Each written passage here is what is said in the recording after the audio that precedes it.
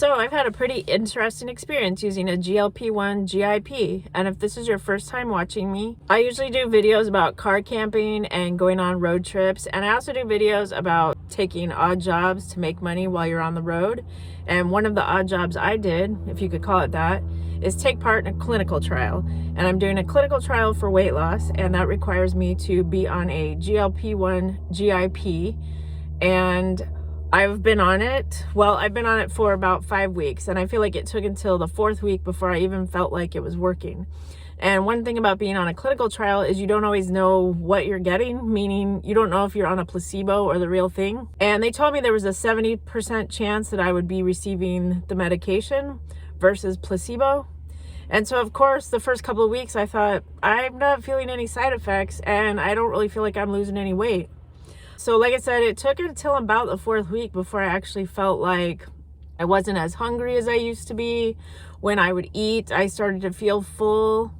So then I just thought that was interesting, because then it was like I lost 10 pounds, and that was great. That was shocking to me, because I felt like I wasn't having any side effects. And I had watched so many videos of people saying that they had all these side effects, that they would get real sick and nauseous and throw up and all this stuff. And I thought, none of that's happening to me. So I went, on here on YouTube to kind of document what I was going through, but there wasn't really much to document because I wasn't having any side effects.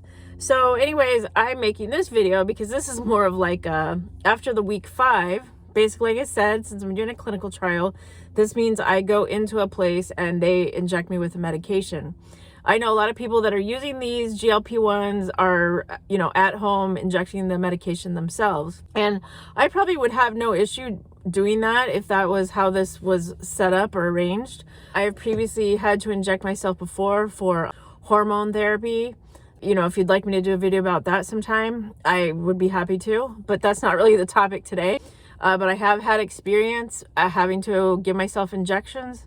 So in this case, this was not the first clinical trial I took part in. I've taken part in one before, but the one that I did before was kind of just like a one-day thing. You go in and then they pay you. This is an ongoing one where they said it's going to take about a year and a half. They said 88 weeks, which is basically about a year and a half long. And so it's basically testing out how well the medication works. The medication's already on the market, but they are still doing testing. And in this scenario, basically they are testing to see, as it was explained to me, they're testing to see that if they give someone a higher dose, if it lasts longer, meaning maybe you only have to take it once a month to get the same results. But right now I'm actually going in for a weekly injection. And I guess halfway through the program, what ends up happening is then it switches to like a monthly injection. But I've only just started. So like I said, I'm 5 weeks in, I've lost about 10 pounds. And it took about the 4th week before I even started noticing that it was even really working for me. Okay, so the reason why I said this has been an interesting experience is because come the 5th week, they told me that they needed to change my injection day. So usually you come in once a week on the same day each week. So they told me they needed to change the schedule a bit, just fine. But that meant there was going to be like this gap between when I should have got the injection and about 4 days from when I was going to get the injection. And this is where I noticed that in just those 4 days, I immediately, like, my appetite came back. I was trying to rely on the cues of eating and feeling full, and I was never feeling full. I was still kept eating and eating. And I realized, like, in just a period of 4 days, how quickly, not being on this medication, how quickly I could basically gain all those 10 pounds back that I had just spent weeks losing. And so it really makes you think about how, maybe this medication works, but the second you stop this medication, you're going to gain it all back. Now, of course, I just want to say that prior to there being this gap, I'd already bought my groceries. So I already had all my healthy food lined up that I was going to be eating, that I eat anyways. It wasn't like I'm off the medication and suddenly I'm like eating junk food every day. But, I still had my healthy food. But as you may notice what I'm wearing, it also happens to be the Halloween season.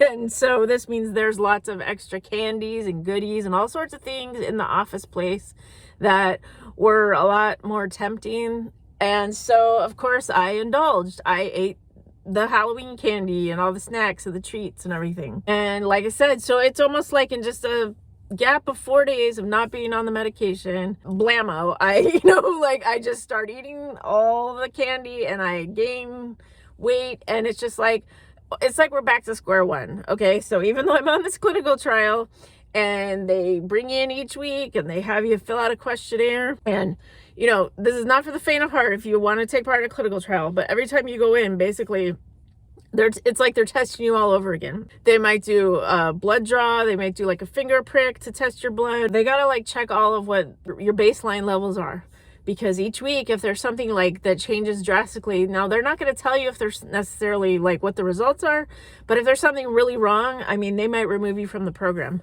So each week they're weighing you, they're measuring you with a measuring tape, they're checking your heart rate, they're doing all sorts of tests when you go in before you get your next injection. And so, like I mentioned before, already I know from their tests is that I'm pre-diabetic, I have high blood pressure, and these are all things that, are important to me to keep checking these things, because if I'm on this medication, hopefully this medication will help.